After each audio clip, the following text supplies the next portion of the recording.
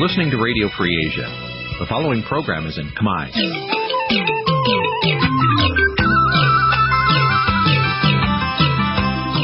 នេះជាកម្មវិធីផ្សាយវិទ្យុអាស៊ីសេរី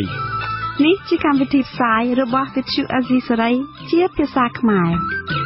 វិទ្យុអាស៊ីសេរីសូមស្វាគមន៍លោកអ្នកនាងទាំងអស់ពីរដ្ឋធានី Washington នៃសហរដ្ឋអាមេរិក ចាប់ពីរដ្ឋធានី Washington នាងខ្ញុំម៉ៅសុធានីសូមជម្រាបសួរលោកអ្នកស្ដាប់វិទ្យុអាស៊ីសេរីជាទីមេត្រីយើងខ្ញុំសូមជូនកម្មវិធីផ្សាយសម្រាប់ព្រឹកថ្ងៃសុក្រ10កើតខែសុចឆ្នាំមមីឆស័កពុទ្ធសករាជ2558ហើយដល់ត្រូវនៅថ្ងៃទី3ខែតុលាគ្រិស្តសករាជ2014លោកអ្នកនាងជាទីមេត្រីជាកិច្ចចាប់ផ្ដើមនេះនាងខ្ញុំសូមអញ្ជើញលោកអ្នកនាងកញ្ញាស្ដាប់ព័ត៌មានប្រចាំថ្ងៃ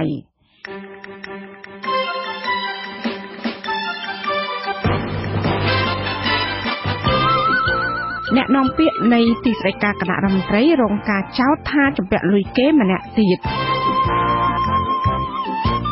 មន្ត្រីរដ្ឋាភិបាលនៅមិនទាន់បានទទួលបទបញ្ជាណាមួយឲ្យបញ្ឈប់គម្រោងវារីអគ្គិសនីអារ៉ែងការសហភាពអឺរ៉ុបត្រៀមខ្លួនជួយកំណែទម្រង់ការបោះឆ្នោតនៅកម្ពុជាអភិបាលខេត្តបរសៃអនុស្នើលោកហ៊ុនសែនអន្តរាគមន៍ករណីបិទឆ្នេរសមុទ្រមិនឲ្យទេសចរដើរកម្សាន្តហើយនឹងព័ត៌មានសំខាន់ៗមួយចំនួនទៀតជាបន្តទៀតនេះនាងខ្ញុំម៉ៃសុធានីសូមជូនព័ត៌មានពិស្ដាចាលោកនាងជាទីមេត្រីបន្ទាប់ពីផ្ទុះរឿងអាស្រូវពាក់ព័ន្ធនឹងមន្ត្រីអ្នកនាំពាក្យទីស្តីការគណៈរដ្ឋមន្ត្រីលោកផៃស៊ីផានដែលថាជំពាក់លុយគេ6លានរៀលរយៈពេល10ឆ្នាំមិនព្រមសងនោះឥឡូវនេះមានម្ចាស់បំណុលថ្មីម្នាក់ទៀតហើយបានចេញមុខមកទារលុយលោកផៃស៊ីផានចាលើកនេះលោកផៃស៊ីផានជំពាក់លុយធ្វើថ្មិញប្រមាណជា$900អាមេរិកកាលពីឆ្នាំមុនចាប់ពីរដ្ឋធានី Washington លោកយុនសមៀនមានសេចក្តីរាយការណ៍មិនទាន់ទាំងបានរយៈពេល2សប្តាហ៍ផងម្ចាស់បំណុលថ្មីសូមឲ្យលោកផៃស៊ីផានសងប្រាក់ដែលលោកជំពាក់តាំងពីឆ្នាំ2013មកលើកនេះម្ចាស់បំណុលគឺលោកស្រីអេងលីគង់ជាម្ចាស់ Clinic ព្យាបាលថ្មិញ Master Care ឯកសាររបាយការណ៍ព្យាបាលថ្មិញបញ្ជាក់ថាកាលពីដើមខែមីនាឆ្នាំ2013លោកផៃស៊ីផានបានទៅព្យាបាលថ្មិញនៅមន្ទីរពេទ្យថ្មិញ Master Care ដោយប្រើប្រាស់បង្គោលថ្មិញមាសតម្លៃនៃការព្យាបាលសរុប$1462ប៉ុន្តែបន្ទាប់ពីព្យាបាលរួចលោកផៃស៊ីផានបានសងប្រាក់$500ប៉ុន្តែកិច្ចវេះមិនសងប្រាក់នៅសេសសល់ផ្សេងទៀតរហូតមកទល់ពេលបច្ចុប្បន្ននេះលោកស្រីអេងលីគង់បន្ថែមទៀតថាបុគ្គលិកកណន័យមន្ទីរពេទ្យថ្មិញលោកស្រីធ្លាប់បានទារប្រាក់ពីលោកផៃស៊ីផានចំនួន3លើកដែរប៉ុន្តែលោកផៃស៊ីផានមិនព្រមសងនិងព្យាយាមមិនឆ្លើយទូរស័ព្ទទៀតលោកស្រីថាលោកស្រីចេញមកទារលុយពីលោកផៃស៊ីផានដោយផ្ទាល់លើកនេះដោយសារតែលោកផៃស៊ីផានបានជួយជ្រោមជ្រែងគូកនលោកដែលកំពុងជាប់ពន្ធនាគារពីករណីឆបោកប្រាក់លោកស្រី$1លានជាមូលហេតុបណ្ដាលឲ្យលោកស្រីពិបាកស្វែងរកយុត្តិធម៌ខ្ញុំគ្រាន់តែចង់បង្ហាញប្រាប់អ្នកដទៃឲ្យដឹងថាគាត់មានចំណុចអាក្រក់គាត់ធ្វើខ្ញុំអត់បងលុយខ្ញុំទាមទារលុយគាត់នឹងវិញនឹងតែបើអ្នកផ្សេងជាមនុស្សល្អត្រឹមត្រូវហើយគេក្រវាគ្មានលុយបងឲ្យខ្ញុំជាបោះចោលគាត់គិតថាគាត់ជាមនុស្សដែលមានអំណាចហើយគាត់មិនសងលុយខ្ញុំក៏អត់ទាគាត់ទៅតែដោយសារឥឡូវគាត់រករឿងខ្ញុំខ្លាំងពេកខ្ញុំចង់បកអត្រាប្រាប់គេទេបានខ្ញុំយករឿងចេញមកហើយខ្ញុំតាមទាគាត់វិញកាលពីជាងពាក់កណ្ដាលខែកញ្ញាឆ្នាំ2014លោកផៃស៊ីផានក៏ត្រូវបានប្រធានអង្គការមូលនិធិទ្រទ្រង់អរិយធម៌ខ្មែរលោកមឿនសុនទារប្រាក់ដែលបានជំពាក់6លានរៀលដែរលោកមឿនសុនបញ្ជាក់ថាកាលពីឆ្នាំ2003លោកផៃស៊ីផានខ្ចីលុយលោក6លានរៀលទៅប្រើប្រាស់ផ្ទាល់ខ្លួនដោយសន្យាសងវិញគ្រប់ចំនួនប៉ុន្តែប្រមាណ10ឆ្នាំក្រោយមកលោកផៃស៊ីផាននៅមិនទាន់សងប្រាក់នៅឡើយទេទោះបីជាយ៉ាងណាក៏ដោយលោកផៃស៊ីផានបញ្ជាក់ថាលោកបានសងប្រាក់គ្រប់ចំនួនហើយប៉ុន្តែលោកគ្មានភស្តុតាងនិងសាក្សីបញ្ជាក់ថាបានសងប្រាក់លោកមឿនសុនឡើយដោយឡែកពាក់ព័ន្ធប្រាក់ជំពាក់ថ្លៃព្យាបាលថ្មិញវិញលោកផៃស៊ីផានអះអាងថាលោកបានសងប្រាក់ខ្លះដែរប៉ុន្តែมันមានប្រាក់គ្រប់ចំនួនដើម្បីសងទាំងស្រុងអានឹងទេខ្ញុំអត់មានរឿងបោកអត់មានរឿងអីគាត់ទេគឺខ្ញុំសងតាមសមត្ថភាពរបស់ខ្ញុំមានពីព្រោះគាត់អត់មានប្រាក់តម្លៃនឹងប៉ុណ្ណាទេតែគាត់គិតវាមកប៉ុណ្ណាឯកសារបង្ហាញថាលោកបានសងប្រាក់ចំនួន$500ចំណែកប្រាក់ជំពាក់$962នៅមិនទាន់សងនៅឡើយ លោកស្រីអេងលីកុងបន្ថែមទៀតថាបញ្ហាលោកផៃស៊ីផានជំពាក់ប្រាក់លោកស្រីនោះជារឿងបន្តិចបន្តួចទេប៉ុន្តែលោកស្រីចង់ឲ្យសាធារណជនដឹងពីសុជីវធម៌របស់មន្ត្រីរាជការជាន់ខ្ពស់ដែលមិនទទួលខុសត្រូវចំពោះទង្វើរបស់ខ្លួនលោកស្រីបន្តទៀតថាលោកស្រីកំពុងព្រួយបារម្ភពីសុវត្ថិភាពផ្ទាល់ខ្លួនដោយសារតែលោកផៃស៊ីផានបន្តលូកដៃក្នុងកិច្ចការផ្ទៃក្នុងរបស់តុលាការឥឡូវនេះអ្វីដែលខ្ញុំព្រួយបារម្ភអំពីសុវត្ថិភាពរបស់ខ្ញុំដោយសារគាត់អន្តរាគមន៍ក្នុងហ្នឹងហើយយ៉ាងជ្រាលជ្រៅប៉ុន្តែតាំងពីខ្ញុំធ្វើការរហូតដល់ឥឡូវគឺគ្រប់ពេលវេលាគឺគាត់នៅពីក្រៅក្នុងអ្នក9នឹងជានិច្ចសាឡាអូតូនឹងបើកសវនាការករណីគូកនលោកផៃស៊ីផានគឺលោកសានរីឈើដែលត្រូវបានចាប់ខ្លួនកាលពីដើមខែកញ្ញាពីបទឆោបោកប្រាក់លោកស្រីអេងលីកុងចំនួន$1 លានដោយបញ្ឆោតលោកស្រីឲ្យបង់ប្រាក់ភាគហ៊ុន$1 លាននិងក្រុមហ៊ុនคล้ายឈ្មោះអាក្រាលោកស្រីអេងលីកុងបញ្ជាក់ថានៅពេលលោកស្រីដឹងខ្លួនថាត្រូវគេបោកប្រាស់លោកស្រីបានដាក់ពាក្យប្តឹងឲ្យស្ថាប័នច្បាប់ជួយដោះស្រាយតែលោកស្រីថាត្រូវបានលោកផៃស៊ីផានចេញមុខរត់ការការពារជនបោកប្រាស់យ៉ាងស្វិតស្វាញរហូតដល់ត្រូវក្រសួងមហាផ្ទៃបង្គាប់ឲ្យលោកស្រីបង់ប្រាក់ចំនួន$150,000ថែមទៀតផងជាប្រាក់សងជំងឺចិត្តពាក់ព័ន្ធទៅនឹងការលើកឡើងនេះលោកផៃស៊ីផានកាលពីថ្ងៃប្រហ័សទី2ខែតុលាបដិសេធថាលោកមិនជាប់ពាក់ព័ន្ធនឹងករណីលោកសានរីឈើនៅឯសាឡាអូតូនោះទេលោកផៃស៊ីផានកន្លងមកធ្លាប់រិះគន់ប្រព័ន្ធតុលាការនៅកម្ពុជាថាមិនមានតម្លាភាពក្រោយពេលលោកសានរីឈើត្រូវបានចាប់ខ្លួនដាក់ពន្ធនាគារលោកផៃស៊ីផានថាលោកជួយជ្រោមជ្រែងលោកសានរីឈើដោយសារតែអ្នកទាំងពីរជាមិត្តភក្តិនឹងគ្នាឯកសារនៅលើគេហទំព័ររបស់សភាពាណិជ្ជកម្មខ្មែរអាមេរិកដែលមានមូលដ្ឋាននៅទីក្រុង Long Beach សហរដ្ឋអាមេរិកបានចុះផ្សាយរូបភាពជាច្រើនរបស់លោកផៃស៊ីផាននិងលោកសានរីឈើជាសមាជិកក្រុមប្រឹក្សាអង្គការคล้ายឈ្មោះអាក្រាឯកសារមួយបោះពុម្ពផ្សាយកាលពីខែមេសាឆ្នាំ2013បង្ហាញរូបភាពរបស់លោកផៃស៊ីផានថតជាមួយលោក Tom Williams ដែលអះអាងថាជាប្រធានក្រុមហ៊ុនអាក្រានិងលោកសានរីឈើដែលបានចូលរួមក្នុងសិក្ខាសាលាមួយនៅទីក្រុងភ្នំពេញតុលាការក្រុងភ្នំពេញបានចេញដីកាស្វែងរកចាប់ខ្លួនលោក Tom Williams និងលោកស៊ីវស៊ីចាន់អតីតឯកអគ្គរដ្ឋទូតសហរដ្ឋអាមេរិកប្រចាំអង្គការសហប្រជាជាតិដែលជាខ្មែរអាមេរិកាំងរួមជាមួយនឹងជនជាតិអាមេរិកាំងម្នាក់ទៀតពីបទឆោបោកលោកស្រីអេងលីកុងកាលពីឆ្នាំ2012លោកសានរីឈើនិងលោកស៊ីវស៊ីចាន់ត្រូវបានដើមបណ្ដឹងលោកស្រីអេងលីកុងចោទថាបានបញ្ចុះបញ្ចូលលោកស្រីឲ្យចូលហ៊ុនក្នុងក្រុមហ៊ុនអាក្រាដើម្បីក្លាយជាសមាជិកក្រុមប្រឹក្សាក្រុមហ៊ុននេះប៉ុន្តែក្រោយពេលលោកស្រីបានបង់ប្រាក់ហ៊ុនចំណែករបស់លោកស្រីទៅឲ្យក្រុមហ៊ុនអាក្រានេះតាមការណែនាំរបស់លោកសានរីឈើនិងលោកស៊ីវស៊ីចាន់និងមនុស្សពាក់ព័ន្ធផ្សេងទៀតរួចមកក្រុមទាំងនោះបែរជាបដិសេធមិនទទួលខុសត្រូវចំពោះថវិកា$1 លាននោះទៅវិញពាក់ព័ន្ធទៅនឹងករណីមន្ត្រីជាន់ខ្ពស់រដ្ឋាភិបាលជំពាក់ប្រាក់មិនសងនោះប្រធានផ្នែកអង្គការសិទ្ធិមនុស្សនៃសមាគមអាត6លោកនីចរិយាបញ្ជាក់ថាករណីជំពាក់ប្រាក់មិនសងនោះជាទោសព្រហ្មទណ្ឌលោកថាពាក់ព័ន្ធនឹងមន្ត្រីជាន់ខ្ពស់រដ្ឋាភិបាលដែលប្រើប្រាស់អំណាចមិនសងបំណុលគេវិញនោះកាន់តែមានទោសបន្ថែមទៀតលោកស្រីអេងលីកុងបញ្ជាក់បន្ថែមទៀតថាបច្ចុប្បន្នលោកស្រីកំពុងសិក្សាផ្នែកច្បាប់ដើម្បីដាក់បណ្ដឹងបន្ថែមមួយទៀតនៅសហរដ្ឋអាមេរិកប្តឹងលោក Tom Williams និងលោក Suzy Chan ដែលកំពុងស្នាក់នៅសហរដ្ឋអាមេរិកលោកស្រីក៏ប្តឹងលោកផៃស៊ីផានចោទពីបទបង្កឧបសគ្គដល់លោកស្រីក្នុងការស្វែងរកយុត្តិធម៌ពាក់ព័ន្ធទៅនឹងករណីឆោបបោកទឹកប្រាក់$1 លានខ្ញុំយុនសាមៀនវិទ្យុអាស៊ីសេរីពីរដ្ឋធានី Washington จากក្រសួងរាយនឹងធម្មពលចាត់ទុកការលើកឡើងរបស់ប្រធានអង្គការអភិរក្សបរិស្ថានលោក Alejandro Gonzalez Davidson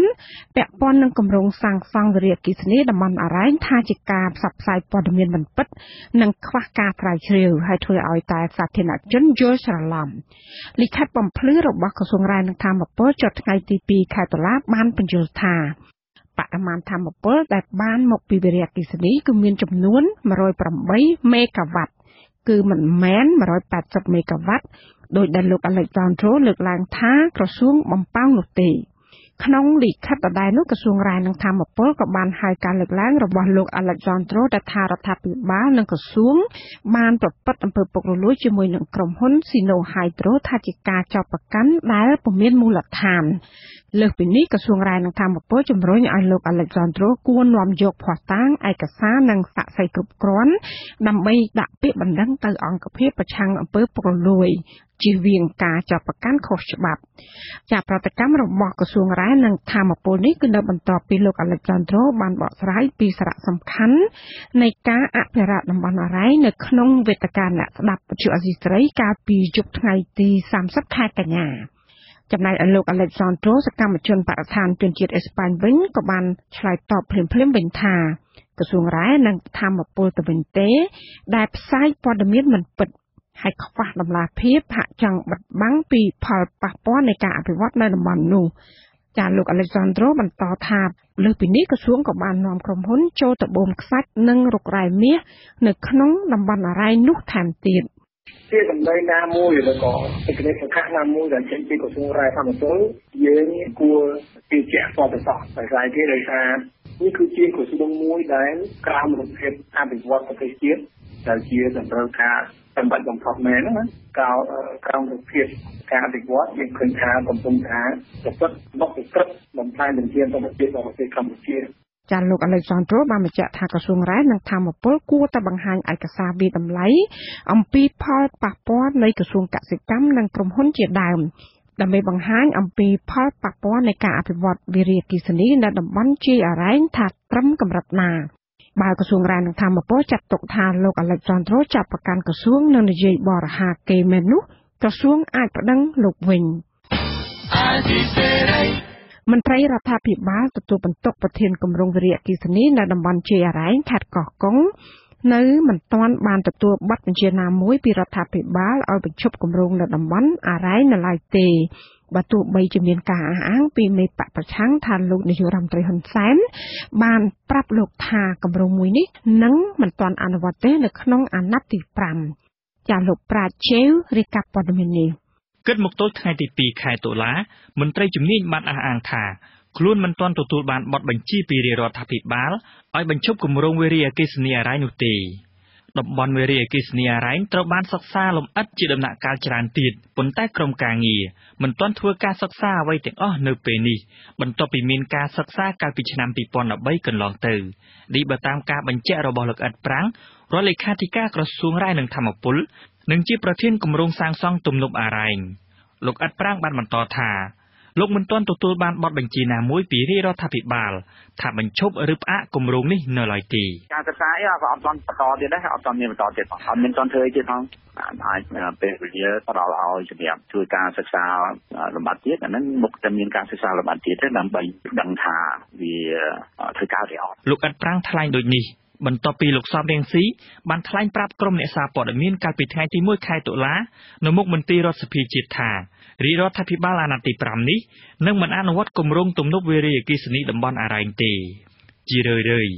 អង្គការសង្គមស៊ីវិលក្រមយុវជនព្រះសង្ឃបានប្រកាសដាក់ជីវិតបដិញ្ញាការពារតំបន់អរ៉ែងប្រធានអង្គការមេដាធម្មជាតិលោក Alejandro Gonzalez Davidson បាននិយាយថាលោកមិនអាចជឿជាក់លើការថ្លែងរបស់លោកសំរងស៊ីបានទេដរាបណាមិនមានសេចក្តីប្រកាសពីនាយករដ្ឋមន្ត្រីថាបញ្ឈប់ឬមិនអនុវត្តគម្រោងវារីអគ្គិសនីអរ៉ែងលោកថាលោកនៅតែប្រឆាំងគម្រោងសាងសង់ទំនប់នេះជាងនេះទៅទៀតលោកអាឡិចបានទាមទារឲ្យការសិក្សាណាមួយគឺត្រូវមានការអនុញ្ញាតពីរដ្ឋសភាជាតិពីព្រឹទ្ធសភានិងមានការចូលរួមពីភាគីពាក់ព័ន្ធឬអង្គការសង្គមស៊ីវិលជាដើមខ្ញុំកំពុងតែស្វែងរកព័ត៌មានបន្ថែមដែលទាក់ទងនឹងអ្វីដែលអាចារ្យសំរងស៊ីបាននិយាយមកមិញហើយនឹងតាមខ្ញុំយល់គឺសំរងស៊ីមិនមែនជាសមាជិកបរិយាកាសហើយនឹងក៏មិនមែនជាអ្នកនាំពាក្យរបស់នាយករដ្ឋមន្ត្រីទេអញ្ចឹងអ្វីដែលសំរងស៊ីបាននិយាយមិញយើងពិតជាមានសង្ឃឹមខ្លះនឹងអត់ទេណាប៉ុន្តែយើងមិនអាចយកពីអ្វីរបស់គាត់ជាពីអ្វីផ្លូវការទេក្រុមហ៊ុនចិន Sino Hydro Power បានសិទ្ធិវិនិយោគវារីអគ្គិសនីនៅស្ទឹងអរ៉ែងស្រុកថ្មបាំងខេត្តកោះកុងរដ្ឋមន្ត្រីក្រសួងរ៉ែនិងធម្មពលលោកសុយសែនធ្លាប់បានបញ្ជាក់ថាទំនប់វារីអគ្គិសនីស្ទឹងអរ៉ែងមានកម្លាំងប្រមាណ100មេហ្គាវ៉ាត់បើគ្មានការប្រែប្រួលគម្រោងទំនប់នេះអាចនឹងសាងសង់រួចនៅឆ្នាំ2017ខាងមុខលោកអឹងគង់ចិត្តអ្នកសម្របសម្រួលអង្គការលីកាដូប្រចាំខេត្តកោះកុងបានប្រាប់ថារហូតមកទល់ពេលនេះក្រសួងរ៉ែនិងធម្មពលអាជ្ញាធរខេត្តក្រុមហ៊ុនចិននៅតែព្យាយាមចូលទៅសិក្សានៅក្នុងតំបន់អរ៉ែងដដែលលោកអឹងគុណចិត្តបានលើកឡើងទៀតថា អាជ្ញាធរខេត្តកោះកុងតែងតែចុះទៅពន្យល់ប្រជាពលរដ្ឋឲ្យដឹងពីផលប្រយោជន៍នៃគម្រោងទំនប់វារីអគ្គិសនីនិងប្រាប់ពីកន្លែងត្រូវជម្លៀសប្រជាពលរដ្ឋចេញនៅតែមានការប៉ុនប៉ងចុះសិក្សានៅតំបន់អរ៉ៃហ្នឹងយើងឃើញថាអាជ្ញាធរខេត្តបានដាក់កម្លាំងយោធានៅចំណុចពីមុនដែលប្រជាជនធ្លាប់បិទផ្លូវធ្លាប់ស្ទាក់ផ្លូវអញ្ចឹងគាត់បារម្ភខ្លាចលើថាប្រជាជនឬក៏សហគមន៍គាត់នឹងធ្វើការប្រមូលផ្ដុំគ្នាដើម្បីប្រឆាំងទៅនឹងគម្រោងទំនប់ហ្នឹងអញ្ចឹងគាត់បានដាក់កម្លាំងទាហានតំបន់ជាអរ៉ែងជាតំបន់ដែលមានជនជាតិដើមភាគតិចចងរស់នៅជាកន្លែងអភិរក្សសត្វដំរីមានក្រពើភ្នំនិងត្រីនាករស់នៅដែលជាពូជសត្វកម្ររបាយការណ៍ឆ្នាំ2013របស់ក្រសួងរាយនឹងធម្មពលបានរកឃើញថាគម្រោងនេះប៉ះពាល់ដល់ប្រជាពលរដ្ឋជាង 1000 នាក់រស់នៅក្នុងឃុំចំនួន3ប៉ះពាល់សាលារៀនចំនួន6វត្តអារាម3ស្រះទឹកសហគមន៍ចំនួន6និងហេដ្ឋារចនាសម្ព័ន្ធមួយចំនួនទៀតប៉ុន្តែគណៈកម្មាធិការទី3នៃរដ្ឋសភាមកពីគណៈបព្វប្រឆាំងនិងអង្គការសង្គមស៊ីវិលបានរកឃើញផលប៉ះពាល់ច្រើនជាងនេះឆ្ងាយណាស់ខ្ញុំប្រាជេវវិទ្យុអាស៊ីសេរីភ្នំពេញចាប់ពីខេត្តបរសៀននោះអភិបាលខេត្តត្រៀមស្វែងរកកិច្ចអន្តរាគមន៍ទៅប្រមុខដឹកនាំរដ្ឋាភិបាលដើម្បីដកយកដីនៅតំបន់ឆ្នេរដែលកាន់កាប់ដោយក្រុមហ៊ុននិងឯកជននៅតាមតំបន់ឆ្នេរមួយចំនួនមកធ្វើជាសម្បត្តិសាធារណៈវិញសម្រាប់ភ្ញៀវទេសចរជាតិនិងអន្តរជាតិបានទស្សនាឡើងវិញចាប្រតិកម្មនេះនៅបន្ទាប់ពីតំបន់ឆ្នេរសមុទ្រមួយចំនួននៅក្នុងខេត្តបរសៃអនុត្រូវបានហុំព័ទ្ធដោយរបងថ្មរបស់ក្រុមហ៊ុននិងជនមានអំណាចពីខេត្តបរសៃអនុលោកដែនអយុធ្យារាយការណ៍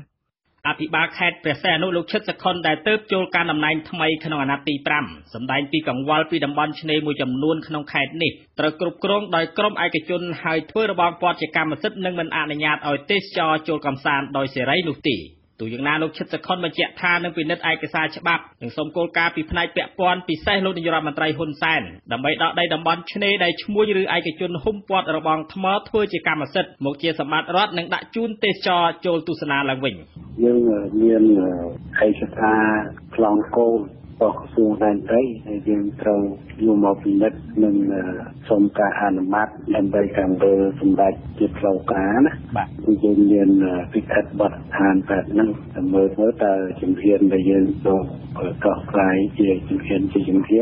បច្ចុប្បន្ននេះដីនៅតាមតំបន់ឆ្នេរខ្លះនាខេត្តប្រសេអនុភ្ញៀវទេសចរមិនអាចដើរឬអង្គុយនឹងចុះងូតទឹកកំសាន្តជាលក្ខណៈគ្រួសារបានដោយសេរីដូចពេលមុនទេដោយមានក្រុមហ៊ុនឬឯកជនព័ទ្ធរបងធ្វើជាកម្មសិទ្ធិឆ្នេរទាំងនោះមានដូចជាឆ្នេរសុខាឆ្នេរឯករាជ្យឬឆ្នេរសន្តាគារ7ជាន់និងឆ្នេរអូឈើទាលជាដើមទាក់ទិនបញ្ហានេះភ្ញៀវទេសចរជាតិនិងអន្តរជាតិក៏បានរអ៊ូរទាំដែលដីឆ្នេរសមុទ្រភាគច្រើននៅខេត្តព្រះសីហនុពេលបច្ចុប្បន្នត្រូវក្រុមហ៊ុននិងឯកជនព័ទ្ធរបងថ្មដីនៅតាមមាត់សមុទ្រនិងមិនមានទីធ្លាដើរកម្សាន្តឲ្យបានទូលំទូលាយដូចពេលមុនទេជាប្រជាពលរដ្ឋខ្មែរម្នាក់និងជាសមាជិកក្រុមប្រឹក្សាខេត្តព្រះសីហនុលោកលីឌីបានសំណូមពរដល់ស្ថាប័នពាក់ព័ន្ធពិសេសប្រមុខដឹកនាំរដ្ឋាភិបាលឲ្យជួយមានវិធានការចំពោះភាពអនាធិបតេយ្យនៃការគ្រប់គ្រងឆ្នេរនៅខេត្តព្រះសីហនុឲ្យបានប្រសើរឡើងវិញដើម្បីទាក់ទាញភ្ញៀវទេសចរឲ្យបានច្រើនថែមទៀតនាថ្ងៃអនាគតច្បាប់ឆ្នេរបានចែងថាបើសិនជាយើងវិនិយោគគឺវិនិយោគឲ្យនៅម្ខាងផ្លូវនៃថ្នល់ស្របមាត់ឆ្នេរហ្នឹងហើយបើករណីដែលវិនិយោគចំតំបន់មាត់ឆ្នេរលុះត្រាតែក្រុមហ៊ុននោះត្រូវធ្វើកិច្ចសន្យាមួយឲ្យប្រជាពលរដ្ឋដើរលេងឆ្លងឆ្នេរនឹងបានប៉ុន្តែជាក់ស្ដែងទៅឥឡូវនេះយើងមើលទៅនៅតែសុខាអូជាទៀលគឺត្រូវបានបិទទាំងស្រុងប្រជាពលរដ្ឋអាចតែចូលបានទេនេះអាចជាបញ្ហាប៉ះពាល់ទៅលើអារម្មណ៍របស់ប្រជាពលរដ្ឋអញ្ចឹងយើងបានដឹងហើយថាសម្ដេចហ៊ុនសែនគាត់មានប្រសាសន៍ថាពេលខ្លះគាត់បានដឹងរឿងនេះទេប្រធានអង្គការស្រាវជ្រាវជាតិកម្ពុជាឬហៅកាត់ CNRO ប្រចាំខេត្តព្រះសីហនុលោកសុកសខុមទទួលស្គាល់ថាពិតជាមានភាពអនាធិបតេយ្យនៃការគ្រប់គ្រងតំបន់ឆ្នេរសមុទ្រខេត្តព្រះសីហនុដោយក្រុមហ៊ុននិងអ្នកមានអំណាចពិតមែនលោកថាករណីនេះអាជ្ញាធរខេត្តឬថ្នាក់ដឹកនាំរដ្ឋាភិបាលត្រូវមានចំណាត់ការរឹបអូសយកដីតំបន់ឆ្នេរដែលគ្រប់គ្រងខុសច្បាប់មកជាសម្បត្តិរដ្ឋវិញក្នុងនេះគាត់ជាអាជ្ញាធរដែរនៅជាអាជ្ញាធរខេត្តបើមិនជាគាត់ធ្វើមិនបានគាត់សុំគោលការណ៍ពីរដ្ឋាភិបាលថាដីឆ្នេរនេះតំបន់នេះមានបុគ្គលនេះដែលមានអំណាចលើថ្នាក់នេះមកយកជាកម្មសិទ្ធិអញ្ចឹងគាត់មិនទុកបណ្ដោយឲ្យគេធ្វើលបងធ្វើអីទៅរញចិត្តហ្នឹងទេហើយបើទុកអញ្ចឹងធ្វើឲ្យប៉ះពាល់ដល់ភ្ញៀវទេសចរជាតិដល់ការអភិវឌ្ឍជាតិយ៉ាងសំខាន់ហើយខេត្តព្រះសីហនុមានតំបន់ឆ្នេរជាច្រើនដែលភ្ញៀវទេសចរជាតិនិងអន្តរជាតិនិយមទៅកម្សាន្តមានដូចជាឆ្នេរជ័យជំនះឆ្នេរកោះពស់ឆ្នេរឯករាជ្យឆ្នេរសុខាឆ្នេរអូឈើទាលនិងឆ្នេរអូត្រេសជាដើម ខេត្តព្រះសីហនុជាខេត្តមួយមានសោភ័ណភាពស្រស់ស្អាតហើយភ្ញៀវទេសចរជាតិនិងអន្តរជាតិច្រើននិយមទៅកម្សាន្តនៅឆ្នេរឯករាជ្យឬឆ្នេរសន្តាគារ7ជាន់ឆ្នេរសុខាឆ្នេរអូឈើទាលឆ្នេរអូត្រេសឆ្នេរហាវ៉ៃនិងឆ្នេរម្លប់ជ្រៃជាដើមប៉ុន្តែបច្ចុប្បន្ននេះឆ្នេរមួយចំនួនត្រូវគ្រប់គ្រងដោយក្រុមហ៊ុននិងឯកជនហើយភ្ញៀវទេសចរជាតិនិងអន្តរជាតិមិនអាចចូលទស្សនាបានទេឆ្នេរសមុទ្រប្រទេសកម្ពុជាសរុបមានប្រវែង440គីឡូម៉ែត្រខេត្តមានមូលដ្ឋានជាប់មាត់សមុទ្រមានដូចជាខេត្តកោះកុងខេត្តព្រះសីហនុខេត្តកំពតនិងខេត្តកែបខេត្តទាំង4នេះត្រូវបានបញ្ចូលជាសមាជិកពេញសិទ្ធិរបស់ក្លឹបឆ្នេរសមុទ្រដែលស្អាតបំផុតលើសកលលោកកាលពីថ្ងៃទី26ខែឧសភាឆ្នាំ2011នៅប្រទេសសេនេហ្គាល់ខ្ញុំដែរនាយកជាវិទ្យុអាស៊ីសេរីពីខេត្តព្រះសីហនុថ្នាក់ដឹកនាំកម្ពុជានៃគណៈបក្សសង្គ្រោះជាតិលោកសំរងស៊ីលោកកឹមសុខានិងមន្ត្រីជាន់ខ្ពស់ជាច្រើនរូបផ្សេងទៀតបានជួបទូតនៅប្រទេសអឺរ៉ុបចំនួន6និងឯកអគ្គរដ្ឋទូតសហភាពអឺរ៉ុបប្រចាំនៅកម្ពុជាកាលពីរសៀលថ្ងៃទី2ខែតុលានៅឯវិមានរដ្ឋាភិបាលជាតិនៅក្នុងចំនួននោះភាគីទាំងពីរព្រមព្រៀងលើ2ចំណុចធំចាគឺសហភាពអឺរ៉ុបត្រៀមខ្លួនជួយកំណែទម្រង់ការបោះឆ្នោតហើយទី2ប្រទេសអឺរ៉ុបចង់ដឹងពីការធ្វើកំណែទម្រង់រដ្ឋសភាជាតិចាប្រទេសទាំងនោះរួមមានអង់គ្លេសបារាំងស៊ុយអែតអាល្លឺម៉ង់ប៊ុលហ្គារីសាធារណរដ្ឋឆែកនិងឯកអគ្គរដ្ឋទូតសហភាពអឺរ៉ុបប្រចាំនៅកម្ពុជាអនុប្រធានគណៈបក្សសង្គ្រោះជាតិលោកកឹមសុខាបានថ្លែងថាបណ្ដាប្រទេសនៅក្នុងសហភាពអឺរ៉ុបនឹងមកជួយប្រទេសកម្ពុជាក្នុងពេលឆាប់ខាងមុខនេះក្នុងការធ្វើកំណែទម្រង់ការបោះឆ្នោតលោកកឹមសុខាបន្តថាសហភាពអឺរ៉ុបក៏ចង់ដឹងដែរថាតើការកែតម្រង់រដ្ឋាភិបាលជាតិគឺបានដល់កម្រិតណាហើយបន្ទាប់ពីបក្សសង្គ្រោះជាតិបានចូលសភាចាលោកកឹមសុខាបញ្ជាក់ទៅវិញថាគណៈបក្សសង្គ្រោះជាតិចង់ឲ្យមានការធ្វើវិសោធនកម្មបទបញ្ជាផ្ទៃក្នុងសភាក្នុងពេលឆាប់នេះតាក់ទងនឹងកំណែទម្រង់ស្ថាប័នបោះឆ្នោតលោកកឹមសុខាបានបញ្ជាក់ថាប្រទេសជប៉ុនបានត្រៀមមកជួយប្រទេសកម្ពុជាដែរប៉ុន្តែរងចាំភាគីកម្ពុជាមានការឯកភាពគ្នាជាមុនសិនចាលោកនាយកជាទីមេត្រីអង្គការសង្គមស៊ីវិលជាតិនិងអន្តរជាតិព្រមទាំងប្រជាពលរដ្ឋខ្មែរលើកឡើងថារដ្ឋាភិបាលកម្ពុជាកំពុងមានបញ្ហាច្រើនណាស់ក្នុងការបង្កើនសេដ្ឋកិច្ចជាតិដោះស្រាយវិបត្តិអត់ការងារធ្វើនិងការរំលោភសិទ្ធិមនុស្សតើហេតុអ្វីបានជាយល់ព្រមទទួលយកជនភៀសខ្លួនពីប្រទេសអូស្ត្រាលីសូមលោកនាងរងចាំស្ដាប់បទវិភាគអំពីរឿងនេះនាពេលបន្តិចទៀតនេះចាតទៅនឹងការតវ៉ារបស់ជនភៀសខ្លួននៅកោះណាវរូវិញកាលពីថ្ងៃប្រហ័សម្សិលមិញនេះមានជនភៀសខ្លួនមួយចំនួនរួមមានកុមារផងបានយកអំបោះដេមាត់របស់ពួកគេដើម្បីសម្ដែងការតវ៉ាទៅនឹងគម្រោងរបស់រដ្ឋាភិបាលអូស្ត្រាលីបញ្ជូនពួកគេទៅកម្ពុជាសារព័ត៌មាន The Guardian បានរាយការណ៍ថាមានបរិសុទ្ធនិងកុមារចំនួន6នាក់ដែលបានដេមាត់របស់ពួកគេផ្ចិតជាប់គ្នាហើយមួយចំនួនទៀតបានធ្វើកតកម្មបង្អត់អាហារការតវ៉ាជាបន្តបន្ទាប់ដោយធ្វើបាបខ្លួនឯងនេះបានធ្វើឡើងក្រោយពីពួកជនភៀសខ្លួនទាំងនោះបានដឹងថារដ្ឋាភិបាលអូស្ត្រាលីក្រុងនឹងបញ្ជូនពួកគេឲ្យទៅរស់នៅក្នុងប្រទេសកម្ពុជាជនភៀសខ្លួនបានប្រកាសតវ៉ាថាបើឲ្យពួកគេទៅនៅកម្ពុជារដ្ឋាភិបាលអូស្ត្រាលីអាចត្រឹមតែបញ្ជូនសាកសពរបស់ពួកគេទៅតែប៉ុណ្ណោះចំណែកឯរដ្ឋាភិបាលកម្ពុជាកន្លងមកនេះបានប្រកាសថានឹងទទួលយកជនភៀសខ្លួនណាដែលស្ម័គ្រចិត្តមករស់នៅកម្ពុជាតែប៉ុណ្ណោះចាលោកនាងជាទីមេត្រីនៅឯខេត្តស្វាយរៀងអាជ្ញាធរកម្ពុជាបានបញ្ជូនជនជាតិវៀតណាមចំនួន152នាក់ទៅប្រទេសកំណើតវិញតាមច្រកព្រំដែនកាលពីថ្ងៃទី1ខែតុលាព័ត៌មានចុះផ្សាយនៅលើគេហទំព័ររបស់អគ្គស្នងការនគរបាលជាតិផ្សាយថាជនជាតិវៀតណាមទាំង152នាក់ដែលបញ្ជូនចេញនោះគឺក្នុងចំណោម240គ្រួសារដែលអាជ្ញាធរធ្វើជំរឿននិងរកឃើញថាបានមកជួលផ្ទះស្នាក់នៅនិងធ្វើការនៅក្នុងខេត្តស្វាយរៀងដោយខុសច្បាប់និងគ្មានឯកសារអគ្គនាយករងនៃអគ្គនាយកដ្ឋានអន្តរប្រវេសន៍ក្រសួងមហាផ្ទៃលោកឧត្តមស្នេហ៍ឯកមុំស្រីមវណ្ណាបានឲ្យដឹងថាក្រុមការងារបានចុះធ្វើជំរឿនបានចំនួន7ស្រុកក្នុងចំណោម8ស្រុកនៅក្នុងខេត្តស្វាយរៀងមន្ត្រីសម្របសម្រួលអង្គការសិទ្ធិមនុស្សលីកាដូលោកនុតបូពិនរតមានប្រសាសន៍ថាជនជាតិវៀតណាមទាំង152នាក់នោះគឺបញ្ជូនចេញតាមច្រកព្រំដែនបាវិត ចឹងគឺនៅក្នុងវិស័យតែមិនប៉ុន្តែអ្នកដែលធ្វើនៅតាមទីតាំងខេត្តនៅតែរឿងនេះគឺត្រង់ទៅដឹងចំនួនដែលអត់បានមានផ្ទៃការទីនេះចឹងអាតែមិនហ្នឹងគឺអ្នកនៅក្នុងវិស័យដែលអ្នកដែលឆ្លងចូលមកអត់ស្ដាប់នៅគិតនៅស្រុកខ្មែរតាមគិតនៅទៅវិស័យមិននៅឆ្ងាយនៅក្នុងជីវិតហ្នឹងណាបាទចឹងគឺធ្វើតែគេជូនទៅមិនចឹងបានខែស្អែកទៀតអត់ដឹងថាគេធ្វើឲ្យភ្លាមជូនទៅភ្លាមរាកម្នាក់ហ្នឹងឲ្យដើរឆ្លងទៅវិញណាចាក្រសួងមហាផ្ទៃបាននិរទេសជនបរទេសជាង200នាក់មកហើយក្នុងរយៈពេល2ខែកន្លងមកនេះអ្នកទាំងនោះរួមមានជនជាតិស្បែកសស្បែកខ្មៅជនជាតិវៀតណាមថៃនិងចិនជាដើមការបញ្ជូននេះគឺជាផ្នែកមួយនៃការបន្តធ្វើជំរឿនទូទាំងប្រទេសរបស់អាជ្ញាធរកម្ពុជាចានៅខេត្តពោធិ៍សាត់ឯណោះវិញកម្លាំងសមត្ថកិច្ចកំពុងស្វែងរកចាប់ខ្លួនជនសង្ស័យចំនួន3នាក់គឺនៅបន្ទាប់ពីបានឃាត់ខ្លួនអ្នកជាប់ពាក់ព័ន្ធម្នាក់ទាក់ទងនឹងការដាំនិងផលិតកញ្ឆាក្រៀមកាលពីថ្ងៃទី2ខែតុលាជនសង្ស័យដែលកំពុងគេចខ្លួនទាំង3នាក់នោះគឺមានម្នាក់រស់នៅក្នុងស្រុកវាវែងឈ្មោះឌឿនហើយ2នាក់ទៀតឈ្មោះសុកនិងឈ្មោះរិទ្ធីរស់នៅរាជធានីភ្នំពេញអធិការនគរបាលស្រុកវាវែងលោកធៀងលេងមានប្រសាសន៍ថាសមត្ថកិច្ចរកឃើញកញ្ឆាក្រៀមចំនួន12គីឡូក្រាមហើយនឹងដើមកញ្ឆាស្រស់ចំនួន450ដើមដាំនៅតាមមាត់អូរស្ថិតនៅចំណុចអូមីនតោននៃភូមិដីក្រហមឃុំអន្លង់រៀបសមត្ថកិច្ចកំពុងកសាងសំណុំរឿងហើយនឹងអាចបញ្ជូនជនសង្ស័យឈ្មោះសោរិទ្ធីភេទប្រុសអាយុ35ឆ្នាំរស់នៅភូមិដីក្រហមជាមួយនឹងភស្តុតាងកញ្ឆាក្រៀមទៅស្នងការដ្ឋាននៃនគរបាលខេត្តពោធិ៍សាត់នៅថ្ងៃស្អែកនេះដើម្បីចាត់ការបន្តតាមនីតិវិធីច្បាប់យើងតាមចាប់ប៉ុន្តែឈ្មោះឌឿនហ្នឹងបានរត់គេចខ្លួនហើយបានទៅដល់អាកញ្ឆារស់ហ្នឹងក៏វត្តចោលរមាត់ផោះតាងខ្លះដែរបើសិននិយាយទំហំដីដាំហ្នឹងគឺវា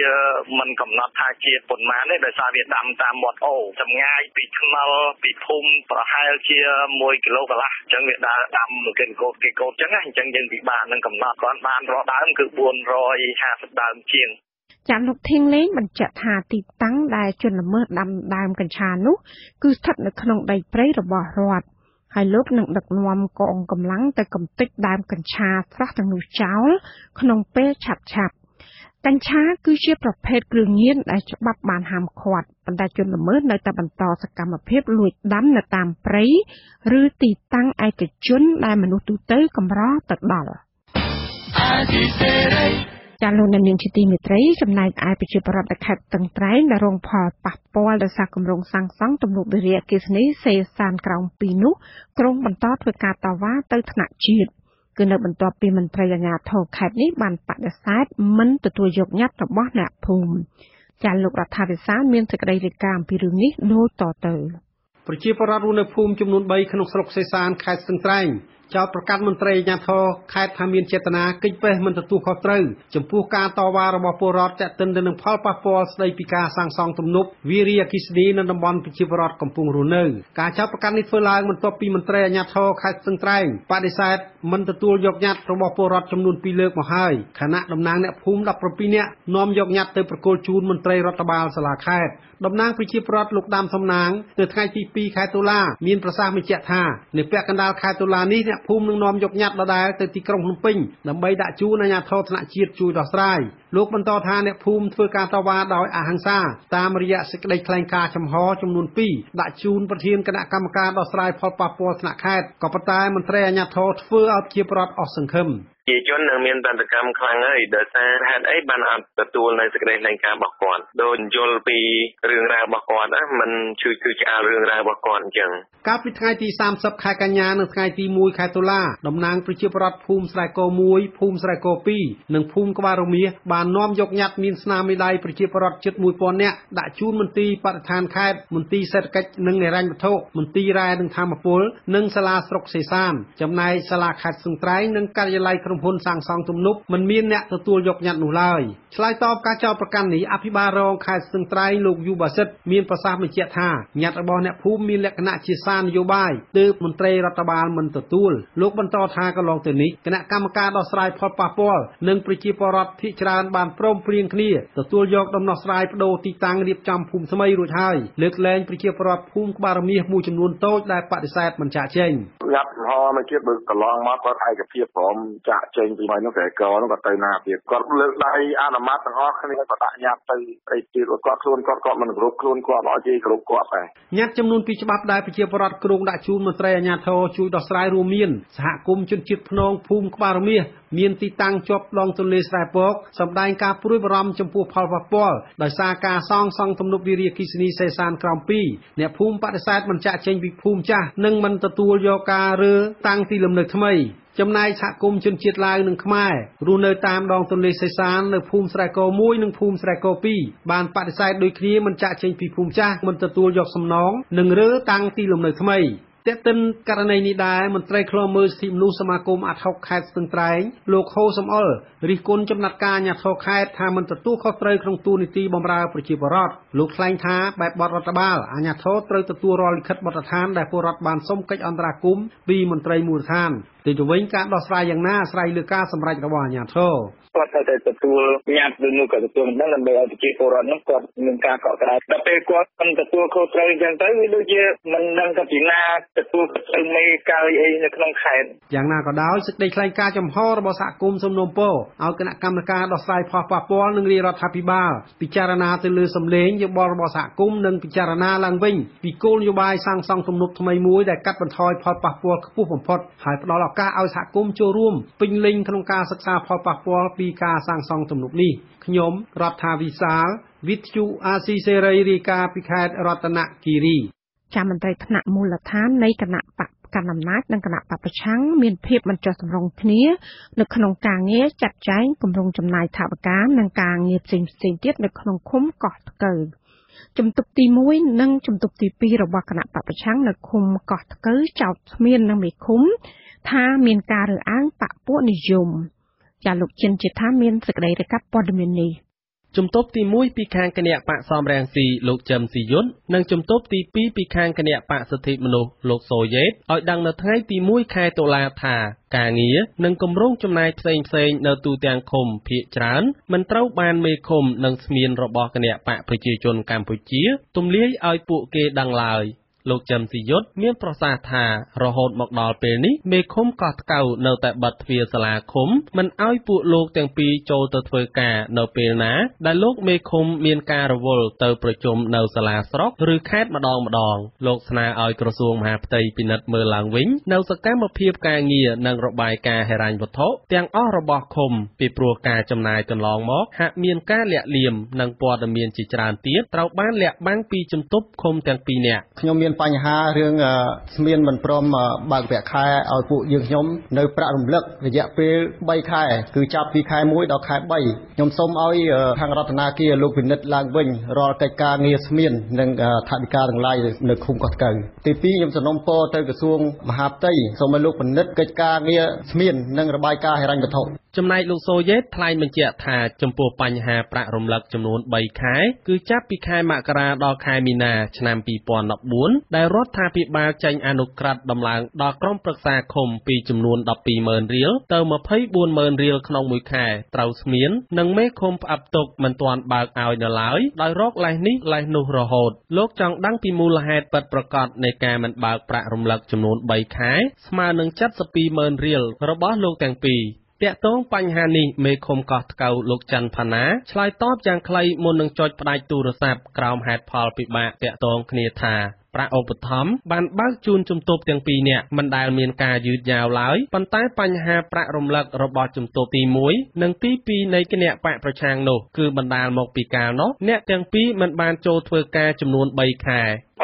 យឺតយ៉ាវទេថាឧស្សាហ៍ដល់គាត់អត់មកបើព្រោះគាត់បានចូលធ្វើការ3ខែហើយគាត់ដាក់ជាមកបាយគ្មានយ៉ាងណាជំទប់នៃឃុំកោះថ្កូវទាំងពីរនាក់ប្រតិកម្មចំពោះការឆ្លើយតបរបស់មេឃុំនេះដោយលោកស្នើឲ្យមេឃុំឬស្មានបង្ហាញឯកសារណាខ្លះដែលបញ្ជាក់ថាលោកមិនបានចូលធ្វើការនៅអំឡុងពេល3ខែនោះមន្ត្រីសម្របសម្រួលសមាគមអាត6ប្រចាំខេត្តកំពង់ឆ្នាំងលោកសំច័ន្ទគាយល់ថាក្រុមប្រឹក្សាឬជំទប់ទី1និងជំទប់ទី2នៃឃុំកោះថ្កូវអាចប្តឹងមេឃុំនិងស្មានទៅអង្គភាពប្រឆាំងអំពើពុករលួយតាក់ទងនឹងករណីប្រាក់រំលឹករបស់ខ្លួននិងការចាយវាយនានាក្នុងឃុំពុំមានដំណាភាពឬមានភាពមិនប្រក្រតីនោះ លោកថាក្នុងរយៈកាលចុងក្រោយនេះលោកសង្កេតឃើញថាមន្ត្រីថ្នាក់ក្រោមជាតិនៃគណបកប្រជាជនកម្ពុជានិងគណបកសង្គ្រោះជាតិរួមគ្នាធ្វើការងារបានយ៉ាងល្អប៉ុន្តែលោកសោកស្ដាយនៅពេលដែលបានឮថាមន្ត្រីនៃគណបកទាំងពីរមានបញ្ហាបែបនេះនៅឃុំកោះថ្កៅ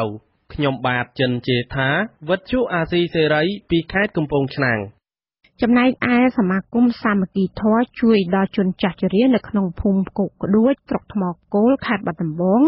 ដែលបានដឹកនាំប្រជាពលរដ្ឋមានវ័យចំណាស់ប្រមាណជា50នាក់រៀបចំទិវាជនចាស់ជរាកាលពីព្រឹកថ្ងៃទី1ខែតុលាគឺដើម្បីផ្ដល់កម្លាំងចិត្តនិងផ្ដល់ថវិកាមួយចំនួនដល់ពួកគាត់ដែលគ្មានទីពឹងចា៎លោកហ៊ុំចម្រើនមានសេចក្តីរាយការណ៍អនុប្រធានសមាគមជួយជនចាស់ជរាបង្ហាញពីទុក្ខកង្វល់នៅក្នុងពិធីនោះថាមនុស្សចាស់ជរាជាច្រើននៅក្នុងសមាគមលោកកំពុងប្រឈមនឹងការខ្វះខាតគ្មានប្រាក់កាសសម្រាប់ដោះស្រាយជីវភាពប្រចាំថ្ងៃនិងខ្វះការយកចិត្តទុកដាក់ពីកូនចៅលោកពៅគំលីបញ្ជាក់ទៀតថាប្រជាពលរដ្ឋដែលស្ថិតនៅក្នុងវ័យចាស់ជរាពួកគាត់ជួបការលំបាកខ្លាំងភាគច្រើនអាយុប្រមាណ60ទៅ85ឆ្នាំហើយគ្មានកម្លាំងកំហែងពួកគាត់រស់នៅពឹងផ្អែកទៅលើប្រាក់ចិញ្ចឹមបន្តិចបន្តួចរបស់កូនចៅក្រៅអំពីនោះពួកគាត់បន្ថែមបន្ទុកមួយទៀតដោយកូនឬសាច់ញាតិរបស់ខ្លួនឲ្យជួយមើលថែទាំក្មេងតូចៗរីឯពួកគេទៅធ្វើការនៅប្រទេសថៃលោកបន្តថាជនចាស់ជរាក្នុងសមាគមពីមួយថ្ងៃទៅមួយថ្ងៃកាន់តែមានចំនួនច្រើនឡើងជាលំដាប់ចំណែកឯថវិកាមិនគ្រប់គ្រាន់ដើម្បីជួយដោះបន្ទុករបស់ពួកគាត់ទាំងនោះនៅឡើយទេអតិភិបទី1មនុស្សចាស់ដែលគាត់ចាស់ហើយគ្មានកូនចៅទីពឹងគឺទុកលំបាកសពគ្រប់អត់លុយទេជួនកាលគាត់ដេកអត់បាយមានមួយថ្ងៃពីរថ្ងៃនេះខ្ញុំទៅជួបឧទាហរណ៍តាមួយទៅស្លាប់ទៅនេះតថានេះគាត់អត់នឹងខ្ញុំពីអ្នកតានេះចិត្តតែរៃលុយគ្នាខ្លះទៅបានយកទៅជួយបន្ទាប់បន្សំទៅឲ្យគាត់បាននេះហើយអ្នកជិតខាងក៏គេអត់មើលនឹងភ្នែកដែរគេជួយដែរណាមួយគេជួយបាយជួយទឹកចឹងដែរពេលខ្លះគេទៅស្រែទៅចំការទៅក៏គាត់នៅម្នាក់ឯងទៅមានដាច់បាយដាច់ទឹកចឹងដែរអ្នកចូលរួមក្នុងទិវាជនចាស់ជរាដែលមានភាគច្រើនជាស្ត្រីប្រមាណ50នាក់នោះអាយុចន្លោះពី60ទៅ90ឆ្នាំពួកគាត់ទាំងនោះស្លៀកសពាក់សដូចមនុស្សកាន់សិលមានទុក្ខលំបាកប្រហាក់ប្រហែលគ្នាលោកយាយម្នាក់ឈ្មោះលោកកឹមគៀតអាយុ72ឆ្នាំរស់នៅឃុំគោកឃ្មុំស្រុកថ្មគោលថ្លែងនៅក្នុងពិធីនោះថាកន្លងមកលោកយាយមិនធ្លាប់ទៅចូលរួមក្នុងកម្មវិធីជួយជនចាស់ជរាបែបនេះឡើយហើយនៅពេលដែលចូលរួមមានក្តីរំភើបរកអ្វីប្រៀបមិនបានទេខ្ញុំមិនដែលបានចូលទេព្រោះខ្ញុំទឹមតែយាយដែលគាត់ចូលយូរហើយហ្នឹងគាត់ថាយាយឯងរូបគេយាយឯងចាណាឥឡូវចូលសមាគមខ្ញុំទៅគ្រាន់បានគេជូនអីមកបានយាយទិញថ្នាំព្យាបាលរោគក៏យាយក៏ប្រាប់ថ្ងៃហ្នឹងខ្ញុំក៏មកទៅមកម្ដងនេះឯងខ្ញុំមកព្រោះសារកូនចៅវល់ទៅរកស៊ីថៃអស់ទៅហើយខ្ញុំហ្នឹងនៅវត្តតែខ្ញុំមិនចោលសិលទានរបស់ខ្ញុំទេខ្ញុំទៅរាល់តែសិលអញ្ចឹងទៅប្រធានមន្ត្រីធម្មការនិងសាសនាខេត្តបាត់ដំបងគឺលោកសួនមុនជឿនមានប្រសាសន៍ថាមន្ត្រីក្រមអាវ៉ាតពុំបានបញ្ជូនរបាយការណ៍ជុំវិញពីទុក្ខលំបាករបស់ជនចាស់ជរាដែលបានសហការជាមួយមន្ត្រីធម្មការនិងសាសនានៅឡើយទេទោះជាយ៉ាងនេះក្តីលោកថាខាងមន្ត្រីនឹងចុះស្រាវជ្រាវហើយប្រសិនបើរកឃើញថាពួកគាត់ជួបការលំបាកមែនខាងមន្ត្រីនឹងជួយរកប្រភពដើម្បីដោះស្រាយលើការងារនេះខាងជនចាស់ជរាគឺបង្កើតសមាគមតាមមណ្ឌលតាមមូលដ្ឋានអញ្ចឹងវាអត់មានទំនាក់ទំនងគ្នាមកដល់មន្ត្រីខាងខ្ញុំឯនោះអត់មានបានទំនាក់ទំនងគ្នាមកទេចំពោះការសហការហ្នឹងវាចេះគ្នាហើយនៅតាមស្រុកមួយហ្នឹងនៃគុណអនុគន្ធក៏ដូចជាធម្មការស្រុកដែរបើថាមានគ្រោះមហន្តរាយហ្នឹងអាចជួយគ្នាប៉ុន្តែចំពោះជនចាស់ជរាក្នុងស្រុកហ្នឹងគឺអត់មានកម្មវិធីច្បាស់លាស់ទេអានេះតាមបណ្ដាវត្តលោកជួយយ៉ាងណារបាយការណ៍របស់សមាគមសាមគ្គីធម៌ជួយជនចាស់ជរាស្រុកថ្មគោលបង្ហាញថាជនចាស់ជរាគ្មានទីពឹងដែលចូលក្នុងសមាគមប្រមាណ400នាក់រស់នៅតាមបណ្ដាឃុំនានាក្នុងស្រុកភាគច្រើនពួកគាត់បានព្រឹកខ្វះល្ងាចពឹងផ្អែកទៅលើប្រាក់បន្តិចបន្តួចពីកូនចៅនិងសាច់ញាតិក្បែរខាងសមាគមឲ្យដឹងទៀតថាកន្លងមកធ្លាប់ផ្ដល់ថវិកាជនចាស់ជរាក្នុងសមាគមមួយឆ្នាំ2លើកហើយក្នុងមួយលើកម្នាក់ទទួលបានថវិកាប្រមាណ 20,000 រៀលប៉ុន្តែចាប់ពីឆ្នាំ2010មកសមាគមផ្ដល់ថវិកាមួយឆ្នាំម្ដងហើយឆ្នាំនេះអ្នកដែលចូលរួមប្រមាណ50នាក់ទទួលបានថវិកា 10,000 រៀលក្នុងម្នាក់សមាគមនេះរៀបចំកម្មវិធីជួយជនចាស់ជរាដើម្បីឲ្យក្មេងជំនាន់ក្រោយគិតពីទុក្ខលំបាករបស់ពួកគាត់ផងនិងជាការជំរុញឲ្យអាជ្ញាធរពាក់ព័ន្ធយកចិត្តទុកដាក់ដល់មនុស្សចាស់ផងខ្ញុំហ៊ុំចម្រើនពុទ្ធជអាស៊ីសេរីពីខេត្តបាត់ដំបងលោកនាងកញ្ញាទៅបានស្ដាប់ព័ត៌មានប្រចាំថ្ងៃរបស់ពុទ្ធជអាស៊ីសេរីដែលរៀបចំជូនដល់នាងខ្ញុំម៉ៅសុធានី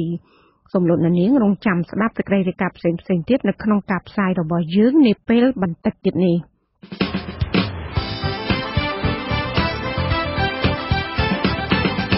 ចាលោកនាងជាទីមេត្រីនៅក្នុងកម្មវិធីផ្សាយជាបន្តទៅទៀតនេះយើងខ្ញុំមានបទវិភាគផ្ដោតអំពីតើមានហេតុផលអ្វីខ្លះដែលរដ្ឋាភិបាលកម្ពុជាសម្រេចយកជនភៀសខ្លួនពីប្រទេសអូស្ត្រាលីអង្គការអន្តរជាតិខាងការងារ ILO រកឃើញថាកម្មករជាច្រើនមានបញ្ហាសុខភាពដោយសារកង្វះអាហារូបត្ថម្ភហើយនៅចុងកម្មវិធីលោកអ្នកនឹងបានស្ដាប់ព័ត៌មានបញ្ចប់សូមអញ្ជើញលោកអ្នកនាងកញ្ញាស្ដាប់សេចក្តីរាយការណ៍និងបទវិភាគទាំងនេះជាបន្តបន្ទាប់ដោយមេត្រី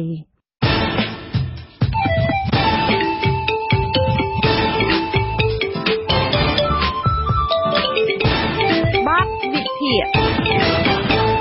ចាលោកនាងអ្នកស្ដាប់ជាទីមេត្រីរដ្ឋាភិបាលកម្ពុជាបានសម្រេចទទួលយកជនភៀសខ្លួនពីរដ្ឋាភិបាលអូស្ត្រាលីដោយអះអាងថាក្នុងហេតុផលមនុស្សធម៌ហើយចង់បានកិត្តិនាមនៅលើឆាកអន្តរជាតិក៏ប៉ុន្តែសហគមន៍ជាតិនិងអន្តរជាតិរិះគន់ថារដ្ឋាភិបាលកម្ពុជាមានការលំបាកលំបិនក្នុងការបង្កើនសេដ្ឋកិច្ចជាតិមានវិបត្តិអត់ការងារធ្វើនិងការរំលោភសិទ្ធិមនុស្សកំពុងញាំញីនៅក្នុងសង្គមកម្ពុជាផងនោះពិតជាមានហេតុផលអកំបាំងអ្វីផ្សេងទៅវិញតើហេតុផលអ្វីខ្លះដែលរដ្ឋាភិបាលកម្ពុជាសម្រេចយកជនភៀសខ្លួនពីប្រទេសអូស្ត្រាលីចាសសូមអញ្ជើញស្ដាប់បទវិភាគរបស់លោកទីនហ្សាការីយ៉ាដូចតទៅរដ្ឋាភិបាលកម្ពុជាទទួលយកជនភៀសខ្លួនពីប្រទេសអូស្ត្រាលីឲ្យមកតាំងទីលំនៅក្នុងប្រទេសកម្ពុជានេះគឺជារឿងគួរឲ្យចាប់អារម្មណ៍ពីសហគមន៍ជាតិនិងអន្តរជាតិនាពេលបច្ចុប្បន្នពីព្រោះរដ្ឋាភិបាលឥណ្ឌូនេស៊ីមិនហ៊ានទទួលយកផងនោះការទទួលយកជនភៀសខ្លួននៅពេលនេះមិនមែនជារឿងចៃដន្យឬជារឿងមនុស្សធម៌អ្វីនោះទេតាមមើលទៅរដ្ឋាភិបាលកម្ពុជាមានផែនការជាក់លាក់ក្នុងការទទួលយកជនភៀសខ្លួនទាំងនោះមានកត្តាជាច្រើនដែលថារដ្ឋាភិបាលកម្ពុជាមានអាចកំបាំងពីក្រោយខ្នងរឿងនេះដោយរដ្ឋាភិបាលកម្ពុជាចង់ស្ដារកេរ្តិ៍ឈ្មោះរបស់ខ្លួនឡើងវិញនៅលើឆាកអន្តរជាតិនៅគណៈមន្ត្រីអង្គការសិទ្ធិមនុស្សជាតិនិងអន្តរជាតិបានទៅរាយការណ៍អំពីស្ថានភាពរំលោភសិទ្ធិមនុស្សនៅកម្ពុជានៅអង្គការសហប្រជាជាតិនៅទីក្រុងហ្សឺណែវប្រទេសស្វីសកាលពីចុងខែកញ្ញាអំពីការបាញ់សម្លាប់ការចាប់ខ្លួនដាក់ពន្ធនាគារនិងបញ្ហារំលោភដីធ្លីនៅក្នុងសង្គមកម្ពុជាដ៏រ៉ាំរ៉ៃឡាក់ម្យ៉ាងទៀតរដ្ឋាភិបាលក៏ធ្លាប់មានប្រវត្តិមិនល្អម្ដងរួចហើយដែលធ្វើឲ្យកម្ពុជាបាក់មុខមាត់នៅលើឆាកអន្តរជាតិគឺត្រូវបានសហគមន៍អន្តរជាតិថ្កោលទោសចំពោះការចាប់បង្ខំជនភៀសខ្លួនអ៊ុយហ្គ័រអ្នកកាន់សាសនាអ៊ីស្លាមចំនួន20នាក់ក្នុងនោះមានទាំងកុមារនិងស្ត្រីផងបញ្ជូនទៅរដ្ឋាភិបាលចិនកាលពីខែធ្នូឆ្នាំ2009ដែលសកម្មភាពនេះអង្គការសិទ្ធិមនុស្សជាតិនិងអន្តរជាតិចាត់ទុកថារដ្ឋាភិបាលកម្ពុជារំលោភអនុសញ្ញាការការពារជនភៀសខ្លួនដែលកម្ពុជាជាហត្ថលេខីការបញ្ជូនជនជាតិអ៊ុយហ្គ័រនៅពេលនោះរដ្ឋាភិបាលកម្ពុជាក៏ដឹងដែរថាជនភៀសខ្លួនអ៊ុយហ្គ័រទាំង20នាក់នោះត្រូវប្រឈមនឹងការកាត់ទោសឲ្យជាប់គុកដ៏យូរឆ្នាំដែរតែហេតុអ្វីបានជារដ្ឋាភិបាលមិនគិតអំពីបញ្ហាមនុស្សធម៌ផងនៅពេលនោះព្រោះថានៅពេលនោះសហគមន៍អន្តរជាតិរួមទាំងសហរដ្ឋអាមេរិកផងបានអំពាវនាវរដ្ឋាភិបាលកម្ពុជាមិនឲ្យបញ្ជូនទៅកាន់ប្រទេសចិនវិញទេមូលហេតុចម្បងដែលជំរុញរដ្ឋាភិបាលកម្ពុជាបញ្ជូនជនជាតិអ៊ុយហ្គ័រទៅឲ្យរដ្ឋាភិបាលចិនតាមសំណើនោះរដ្ឋាភិបាលបានទទួលថវិកាជាថ្នូវនឹងការដោះដូរពីចិនគឺមានទឹកប្រាក់ប្រមាណជា$1000 លានសហរដ្ឋអាមេរិកជាប្រាក់កម្ចីនិងប្រាក់ជំនួយក្រៅពីនេះទៀតរដ្ឋាភិបាលក៏ធ្លាប់ត្រូវបានគេរិះគន់យ៉ាងខ្លាំងនៅពេលបញ្ជូនជនជាតិម៉ង់តាញ៉ាទៅប្រទេសវៀតណាមវិញបន្ទាប់ពីជនភៀសខ្លួនទាំងនោះបានរត់គេចពីការធ្វើបាបដោយអាជ្ញាធរវៀតណាមលើសពីនេះទៀតសូម្បីតែព្រះសង្ឃខ្មែរក្រមព្រះអង្គទុំសខនបានរត់គេចមកគង់នៅវត្តមួយនៅខេត្តតាកែវក៏ត្រូវបានអាជ្ញាធរក្រុងភ្នំពេញចាប់ផ្សឹកកាលពីឆ្នាំ2007និងបញ្ជូនទៅឲ្យអាជ្ញាធរវៀតណាមចាប់ដាក់គុកចំនួន2ឆ្នាំដោយសារតែរដ្ឋាភិបាលមានស្លាកស្នាមមិនល្អទាំងនេះហើយនៅពេលរដ្ឋាភិបាលអូស្ត្រាលីស្វះស្វែងរកប្រទេសដើម្បីទទួលយកជនភៀសខ្លួនទាំងនោះរដ្ឋាភិបាលកម្ពុជាចង់មិនចង់ត្រូវតែទទួលយកជនភៀសខ្លួនទាំងនោះដើម្បីស្ដារកេរ្តិ៍ឈ្មោះទាំងនេះឡើងវិញទន្ទឹមនឹងនេះបើសិនជានិយាយអំពីបញ្ហាមនុស្សធម៌វិញរដ្ឋាភិបាលប្រហែលជាបំពេញតួនាទីមនុស្សធម៌នេះជាមួយប្រជាពលរដ្ឋរបស់ខ្លួនជាមុនបាត់ទៅហើយព្រោះថាមានប្រជាពលរដ្ឋជាច្រើនកំពុងរងគ្រោះពីរឿងបញ្ហារំលោភដីធ្លីពីក្រុមហ៊ុនដូចជាសហគមន៍បង្កក់បរិយាកីឡាសហគមន៍ឡពីងខេត្តកំពង់ឆ្នាំងដែលពួកគាត់គ្មានមធ្យោបាយធ្វើដំណើរបានដើរពីខេត្តកំពង់ឆ្នាំងដល់រាជធានីភ្នំពេញដើម្បីសូមរដ្ឋាភិបាលដោះស្រាយបញ្ហាទំនាស់ដីធ្លីជូនពួកគាត់អ្នកភូមិបរិយាកីឡានៅបង្កក់និងប្រជាពលរដ្ឋមកពីតំបន់ផ្សេងៗទៀតបានដើរតវ៉ាជាបន្តបន្ទាប់នៅមុខសាលារាជធានីភ្នំពេញនិងនៅមុខអគាររដ្ឋាភិបាលធ្វើការដើម្បីសូមឲ្យជួយដោះស្រាយបញ្ហាដូចគ្នាឡើយលើសពីនេះទៀតរដ្ឋាភិបាលខ្លួនឯងក៏ដឹងដែរថាបច្ចុប្បន្ននេះ ប្រជាពលរដ្ឋប្រមាណ 20% កំពុងរស់នៅក្រោមបន្ទាត់នៃភាពក្រីក្រនិងមានរាប់សែនអ្នកទៀតកំពុងធ្វើចំណាកស្រុកចាកចោលផ្ទះសម្បែងទៅរកស៊ីឈ្នួលនៅប្រទេសថៃនិងនៅប្រទេសផ្សេងៗទៀតដែលរដ្ឋាភិបាលមានកាតព្វកិច្ចក្នុងការផ្តល់ការងារឲ្យពួកគេធ្វើហើយអ្វីបានជារដ្ឋាភិបាលត្រូវបន្ថែមបន្ទុកយកជនភៀសខ្លួនមកឲ្យរស់នៅក្នុងប្រទេសកម្ពុជាបន្ថែមទៀតនោះការចុះអនុសារណៈយោគយល់គ្នាស្តីពីជនភៀសខ្លួននៅថ្ងៃ26កញ្ញារវាងតំណាងរដ្ឋាភិបាលកម្ពុជានិងអូស្ត្រាលីនោះហាក់ដូចជាអាត់កំបាំងគឺក្រោយពេលចុះហត្ថលេខាភាគីកម្ពុជានិងអូស្ត្រាលីមិនបានធ្វើសន្និសីទសារព័ត៌មានបញ្យល់ឲ្យដឹងអំពីកិច្ចព្រមព្រៀងនេះទេក្រសួងមហាផ្ទៃបានត្រឹមតែចេញសេចក្តីប្រកាសព័ត៌មានរួមគឺលើកឡើងពីប្រសាសន៍លោកសខេងដែលអះអាងថាកម្ពុជាជាហត្ថលេខីនៃអនុសញ្ញាជនភៀសខ្លួនឆ្នាំ1951និងពិធីសារឆ្នាំ1967ទាក់ទងនឹងជនភៀសខ្លួនហើយកម្ពុជាក៏មានអនុក្រឹត្យស្តីពីនីតិវិធីសម្រាប់ការទទួលស្គាល់ជនភៀសខ្លួនឬការផ្តល់សិទ្ធិច្រកកោនឲ្យជនបរទេសនៅកម្ពុជាដូច្នេះការផ្តល់ទីលំនៅឲ្យជនភៀសខ្លួនគឺជាសកម្មភាពមនុស្សធម៌ដែលនឹងជួយពួកគេចាប់ផ្ដើមជីវិតថ្មីស្របតាមច្បាប់របស់កម្ពុជាយ៉ាងនេះក្តីនាយករងប្រចាំតំបន់អាស៊ីនៃអង្គការឃ្លាំមើលសិទ្ធិមនុស្ស Human Rights Watch លោក Phil Robertson អះអាងថាការទទួលយកជនភៀសខ្លួនឲ្យមកតាំងទីលំនៅនៅកម្ពុជានេះជាគ្រោះថ្នាក់ដ៏ធ្ងន់ធ្ងរមួយដល់ដំណើរការជួយជនភៀសខ្លួននៅតំបន់អាស៊ីប៉ាស៊ីហ្វិកលោកបញ្ជាក់ថានេះក៏ជាកាយវិការមិនទទួលខុសត្រូវរបស់រដ្ឋាភិបាលអូស្ត្រាលីចំពោះការបំបោបង់ចោលជនភៀសខ្លួនឲ្យមករស់នៅវេទនានៅកម្ពុជាបើពិនិត្យមើលចំនួនថវិកាដែលអូស្ត្រាលីសន្យាផ្ដល់ជូនរដ្ឋាភិបាលកម្ពុជានៅទឹកប្រាក់ប្រមាណ$40លានសហរដ្ឋអាមេរិកវិញក្នុងការជួយផ្គត់ផ្គង់ជនភៀសខ្លួនទាំងនោះទំនងជារដ្ឋាភិបាលកម្ពុជាមិនសម្លឹងឃើញលុយទាំងនេះជាធំឡើយបើងាកមើលផ្ទៃក្នុងកម្ពុជាវិញមានជនអន្តោប្រវេសន៍វៀតណាមរាប់ម៉ឺននាក់កំពុងសំងំរស់នៅប្រទេសជាមិត្តរបស់វៀតណាមនេះយ៉ាងសុខសាន្តនៅត្រង់ចំណុចនេះអ្នកខ្លមើលផ្នែកអភិវឌ្ឍសង្គមលោកបណ្ឌិតកែមលីមានប្រសាសន៍ថាការទទួលយកជនភៀសខ្លួននេះប្រហែលជារដ្ឋាភិបាលកម្ពុជាមានអាត់កំបាំងនយោបាយមួយទៀតដើម្បីធ្វើឲ្យជនជាតិវៀតណាមរស់នៅកម្ពុជាអាចរស់នៅស្របច្បាប់ដោយជនភៀសខ្លួនអូស្ត្រាលីដែរក៏ថាបានប៉ុន្តែក្រសួងមហាផ្ទៃខ្លួនឯងនឹងកំពុងតែរកវិធីដើម្បីផ្ដល់ឯកសារអត្តសញ្ញាណទៅដល់ជនជាតិយួនទៅទៀតអាកន្លែងហ្នឹងដែលខ្ញុំមានការបារម្ភនៅពេលដែលផ្ដល់អត្តសញ្ញាណជនភៀសខ្លួនដែលបញ្ជូនមកពីអូស្ត្រាលីនេះឆ្លៀតឱកាសផ្ដល់អត្តសញ្ញាណគ្រប់គ្រាន់ទៅសម្រាប់ជនជាតិឬក៏ជនអន្តោប្រវេសន៍យួនខុសច្បាប់ដែលនៅក្នុងប្រទេសកម្ពុជាអានឹងគឺជាកលល្បិចមួយធំដែលយើងត្រូវតែពិចារណាជាងនេះទៅទៀតរដ្ឋាភិបាលអូស្ត្រាលីប្រហែលជាអាចស៊ើបដឹងក្នុងចំណោមជនភៀសខ្លួនទាំងនោះមានអ្នកមានប្រវត្តិមិនល្អដែលអូស្ត្រាលីខ្លួនឯងពិបាកនឹងទប់ស្កាត់ដូចជាមានក្រុមតាក់ទងនឹងក្រុម ISIS ដែលកំពុងតែបង្កបញ្ហានៅក្នុងប្រទេសប៉ែកមជ្ឈិមបូព៌ាផងក៏មិនដឹងដូច្នេះចង់មិនចង់អូស្ត្រាលីត្រូវតែទម្លាក់ការទទួលខុសត្រូវលើជនភៀសខ្លួនទាំងនេះឲ្យមកកម្ពុជាអ្នកគ្រប់គ្រងវិញម្ដងមួយវិញទៀតការធ្វើដូច្នេះរដ្ឋាភិបាលអូស្ត្រាលីចង់ផ្ញើសារមួយបង្ហាញឲ្យប្រជាពលរដ្ឋនៅលើសកលលោកបានឃើញថាអូស្ត្រាលីឈប់ទទួលយកជនភៀសខ្លួនទៀតហើយគប់ផ្សំនឹងប្រជាពលរដ្ឋរបស់ខ្លួនមិនគាំទ្រឲ្យរដ្ឋាភិបាលទទួលយកជនភៀសខ្លួនឲ្យទៅរស់នៅបណ្ដោះអាសន្នក្នុងប្រទេសខ្លួនផងនោះយ៉ាងណាក៏ដោយជនភៀសខ្លួនទាំងនោះបើសិនជាពួកគាត់ចង់មកតាំងទីលំនៅក្នុងប្រទេសកម្ពុជាពួកគេប្រកាសជារត់គេចមកត្រង់សម្ដែងមកប្រទេសកម្ពុជាពួកគេប្រហែលមិនទៅសុំសិទ្ធិច្រកកោននៅក្នុងប្រទេសអូស្ត្រាលីឡើយក្រៅពីនេះទៀតរដ្ឋាភិបាលកម្ពុជាទទួលយកជនភៀសខ្លួននេះគឺរដ្ឋាភិបាលអាចកាន់តែប្រឈមនឹងបញ្ហាលំបាកថែមទៀតនៅខណៈរដ្ឋាភិបាលកំពុងជាប់ដៃជាច្រើនជាមួយប្រជាពលរដ្ឋរបស់ខ្លួននៅក្នុងប្រទេសនេះដែលដោះស្រាយមិនទាន់ចប់សពគ្រប់ផងពិសេសរឿងទំនាស់ដីធ្លីនិងប្រជាពលរដ្ឋមួយចំនួនគ្មានទីកន្លែងស្នាក់នៅនោះពីព្រោះថាអនុសញ្ញាអន្តរជាតិឆ្នាំ1951និងពិធីសារឆ្នាំ1967ស្តីពីជនភៀសខ្លួនរដ្ឋជាភាគីត្រូវផ្ដល់ឲ្យជនភៀសខ្លួនតាំងទីលំនៅក្នុងប្រទេសរបស់ខ្លួននោះមានការងារធ្វើផ្ដល់សិទ្ធិឲ្យមានទ្រព្យសម្បត្តិអចលនទ្រព្យការអប់រំនិងករណីផ្សេងទៀតដោយប្រជាពលរដ្ឋទូទៅដែរខ្ញុំទីនសាការីយ៉ាវិទ្យុអាស៊ីសេរីពីទីក្រុងភ្នំពេញ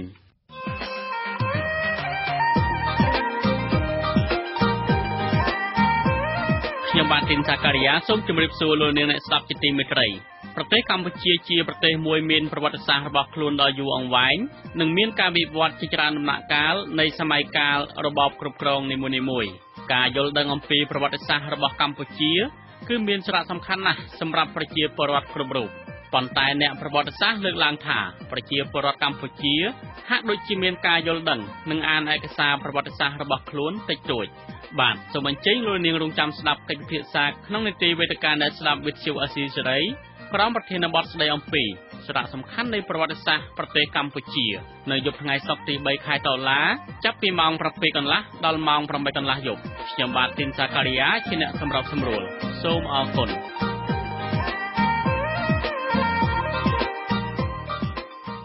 លោកនាងជាទីមេត្រីគម្រោងរោងចក្រកាន់តែប្រសើរនៅកម្ពុជានៃអង្គការអន្តរជាតិខាងការងារ ILO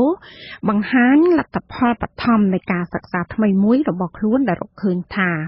កម្មករជាង 40% នៃចំនួនកម្មករជិត 4,000 នាក់ដែលចូលរួមនៅក្នុងគម្រោងទទួលផលប៉ះពាល់សុខភាពគឺដោយសារបញ្ហាខ្វះគ្រាប់កោសិកាឈាមក្រហមនិងជាង 15% មានទម្ងន់តិច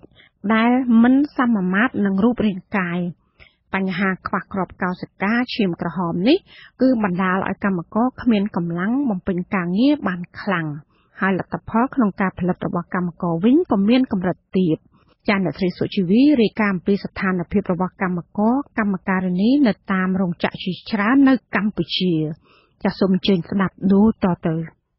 លទ្ធផលបឋមនៃការសិក្សារបស់អង្គការ ILO បញ្ជាក់ថាស្របពេលដែលរកឃើញថាមានបញ្ហាខ្វះគ្រាប់ឈាមក្រហមនេះក្នុងចំណោមកម្មកររោងចក្រកាត់ដេរក៏កំពុងជួបបញ្ហាអាហារដែលពុំមានសុវត្ថិភាពនៅក្នុងសេចក្តីប្រកាសព័ត៌មានរបស់អង្គការ ILO ចេញផ្សាយកាលពីថ្ងៃទី 9 ខែកញ្ញាឲ្យដឹងថាការសិក្សាថ្មីនេះអង្គការបានសហការជាមួយនឹងទីភ្នាក់ងារអភិវឌ្ឍន៍របស់ប្រទេសបារាំងហៅកាត់ថា AFD ព្រមទាំងអង្គការស្រាវជ្រាវនិងផ្តល់ប្រឹក្សាឈ្មោះថា LTD លទ្ធផលនេះបង្ហាញបន្ទាប់ពីបញ្ចប់ការសិក្សាជាមួយនឹងកម្មករជិត 4,000 នាក់ទោះយ៉ាងណាគម្រោងនេះនឹងបន្តការសិក្សានៅក្នុងរោងចក្រចំនួន10ដែលមានកម្មករបម្រើការងារជាង 13,300 នាក់ដែលនោះគឺជាការស្ទាបស្ទង់ពីផលប៉ះពាល់លើរបបចំណីអាហារផលិតផលនិងសុខភាពកម្មករលទ្ធផលបឋមនៃការសិក្សារកឃើញថាកម្មករនិយោជិតចំនួន 43 កណ្ដកសញ្ញា 2% ដែលចូលរួមក្នុងការសិក្សាមានបញ្ហាខ្វះគ្រាប់ឈាមក្រហមនិងចំនួន 15 កណ្ដកសញ្ញា 7% មានទម្ងន់តិចបើប្រៀបធៀបនឹងស្តង់ដារគណនារបស់អាស៊ានក្នុងនោះដែរកម្មករនិយោជិតបានចំណាយប្រាក់ចំនួន $9 ក្នុងមួយសប្តាហ៍ឬស្មើនឹង $1.3 ដែលប្រហែលនឹងជាង 5,000 រៀលនៅក្នុងមួយថ្ងៃទៅលើចំណីអាហារប្រចាំថ្ងៃស្របគ្នានេះមានកម្មករប្រមាណ 2/3 ពុំទទួលបានអាហារដែលមានសុវត្ថិភាពនិងមួយចំនួនទៀតប្រឈមនឹងអាហារដែលពុំមានសុវត្ថិភាពធ្ងន់ធ្ងរប្រធានគម្រោងរោងចក្រកាត់ដេរកាន់តែប្រសើរនៅកម្ពុជានៃអង្គការអន្តរជាតិ ILO អ្នកស្រី Jill Tucker បញ្ជាក់ក្នុងសេចក្តីប្រកាសព័ត៌មានដែលត្រូវប្រែសម្រួលដូចនេះថាខ្វះគ្រាប់ឈាមក្រហមនិងចំណីអាហារដែលពុំមានសុវត្ថិភាពអាចនាំឲ្យមានបញ្ហាសុខភាពដ៏រ៉ាំរ៉ៃដែលពិបាកផ្ដោតទៅលើការបំពេញការងារដែលនឹងផ្ដល់ផលិតផលទាបការដោះស្រាយបញ្ហាខ្វះគ្រាប់ឈាមក្រហមនេះនឹងមានភាពស្មុគស្មាញប៉ុន្តែវាជាគ្រឹះសំខាន់សម្រាប់ការពង្រីកផលិតផលនិងលទ្ធផលជំនួញក្នុងវិស័យកាត់ដេរដំណាក់កាលបន្តបន្ទាប់នៃការស្រាវជ្រាវនឹងជួយផ្ដល់អំពីកិច្ចអន្តរាគមន៍ទាំងឡាយណាដែលមានប្រសិទ្ធភាពបំផុតក្នុងការពង្រឹងសុខភាពនិងផលិតផលរបស់កម្មករប៉ុន្តែខាងរោងចក្រអាចវាស់វែងដើម្បីកាត់បន្ថយការខ្វះគ្រាប់ឈាមក្រហមឥឡូវនេះឆ្លើយតបនឹងការរកឃើញនេះមន្ត្រីជាន់ខ្ពស់នៃសមាគមរោងចក្រកាត់ដេរនៅកម្ពុជាហៅកាត់ថាជីម៉ាក់លោកជាតិខេមរាមានប្រសាសន៍ថាជាទូទៅចំណីអាហារដែលកម្មករទទួលទានគឺមិនខុសពីចំណីអាហាររបស់ក្រុមគ្រួសារពួកគេឬពលរដ្ឋខ្មែរទូទៅនោះដែរលោកថា ILO គួរតែរកឲ្យឃើញបញ្ហានេះឲ្យជាក់លាក់ដែលអាចឲ្យគ្រប់ភាគីចូលរួមដោះស្រាយសិនជាមានហេតុការណ៍ឡើងនេះយើងគួរតែមានសិក្ខាសាលាមួយណែនាំកម្មករយុវជនឲ្យគាត់ខូបចំណីចំណុកអីខ្លះដែលជាសម្រាប់ទ្រទ្រង់គ្រាប់ឈាមកហ្នឹងឲ្យបានទទួលគ្រាប់ឈាម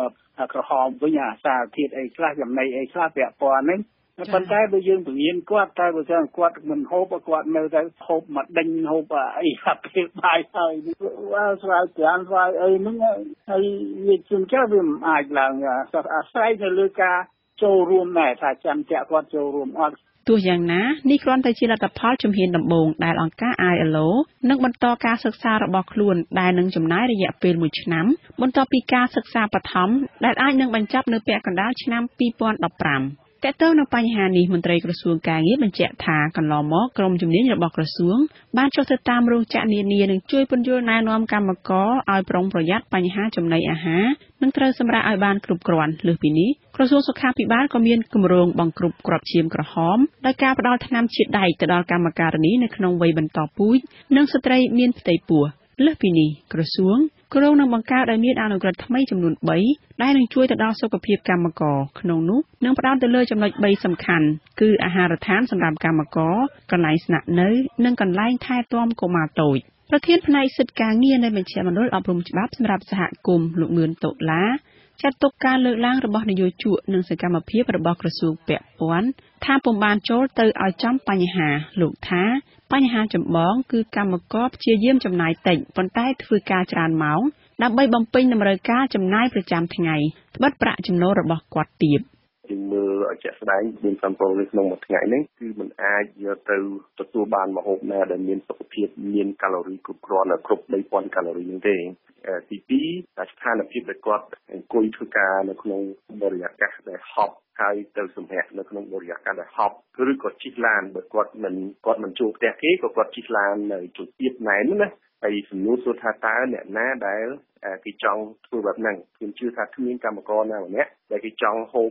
ម្ហូបអត់ឆ្ងាញ់ទេបើសិនជាគេមានលុយគ្រប់នោះតើតើនឹងលទ្ធភាពក្នុងការផលិតរបស់កម្មករមានកម្រិតទាបតំណាងនយោជកថ្លែងថាកម្មករនៅប្រកាន់អេរិយាបថទម្លាប់ចាស់ដែលមិនទាន់អាចផ្លាស់ប្ដូរបានខ្មែរយើងនិយាយទៅយើងរស់នៅក្នុងតំបន់ហ្នឹងយើងចេញពីប្រភពកសិករទម្លាប់របស់យើងជាទម្លាប់ធម្មពីកសិករមិនមែនជាទម្លាប់អ្នកឧស្សាហកម្មទេដល់អញ្ចឹងទៅវាការងារខ្លះវាហាក់ដូចជាខំប្រឹងប្រែងហ្នឹងណាមួយចំនួនធំណាវាធ្វើឲ្យនេះជួនកាលគាត់គិតតែរឿងថាគាត់ចង់បានកម្រិតខ្ពស់គាត់ដឹងថាប្រាក់ចង់បានជាវាខ្ពស់ទៅបានធ្វើឲ្យអារម្មណ៍របស់ហ្នឹងវានៅដុសនៅក្នុងអារម្មណ៍របស់កម្មករយុវជនទាំងអស់ហ្នឹងទៅយ៉ាងណាលោកមឿនតុលាបញ្ជាក់ថាក្នុងការសិក្សានៅពេលកន្លងទៅរបស់អង្គការលោករកឃើញដែរថាកម្មករជាច្រើននិយាយថាពួកគេចង់ឲ្យមានហូបគ្រប់គ្រាន់ដែលអាចឲ្យពួកគេបំពេញការងារបានពេញលេញដូចគ្នានេះដែរប្រធានសម្ព័ន្ធសហជីពកម្ពុជាអ្នកស្រីយ៉ាងសុភ័ណ្ឌលើកឡើងថាចំណុចអាទិភាពគឺត្រូវដំឡើងប្រាក់ឈ្នួលកម្មករដែលអាចឲ្យពួកគាត់រស់នៅបានសមរម្យត្រូវតែដំឡើងប្រាក់ឈ្នួលជូនកម្មករឲ្យបាន$170ដូចដែលយើងទាមទារកន្លងមកអញ្ចឹងពីព្រោះប្រាក់ឈ្នួល$170ជា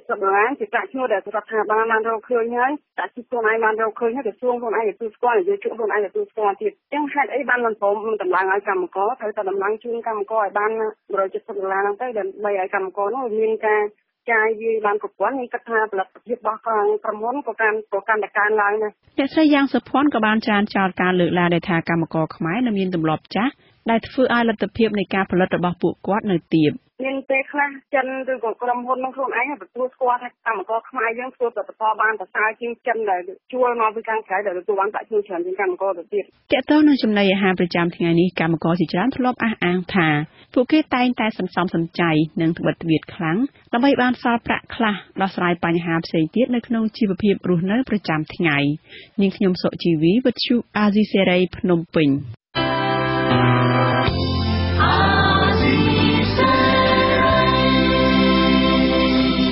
ជាបន្តទៅទៀតនេះនាងខ្ញុំម៉ៃសុធានីសូមជូនព័ត៌មានបញ្ចប់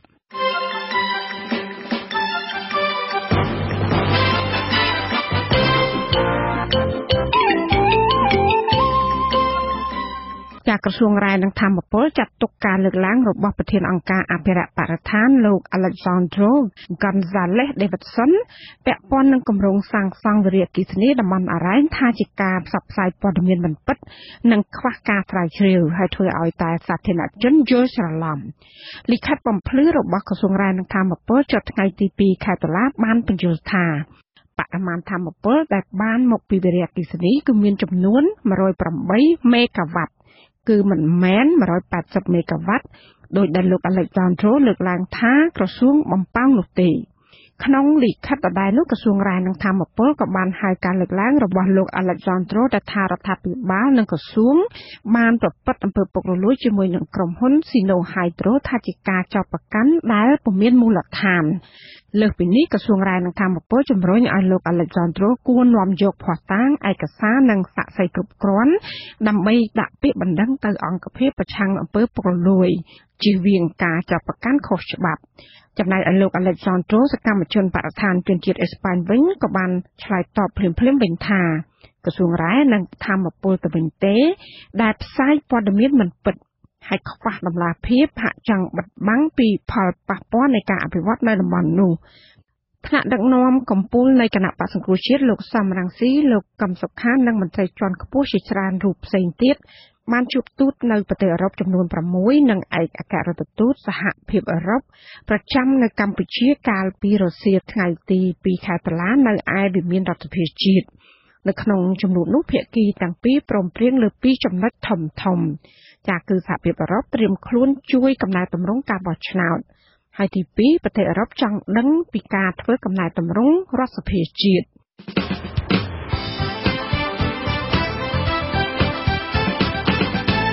លោកនាងកញ្ញានិងប្រិយមិត្តអ្នកស្ដាប់ជាទីមេត្រីកម្មវិធីផ្សាយរយៈពេល1ម៉ោងនៃវិទ្យុអេស៊ីសរ៉ៃជាភាសាខ្មែរសម្រាប់ពេលនេះចាប់តែប៉ុណ្ណេះ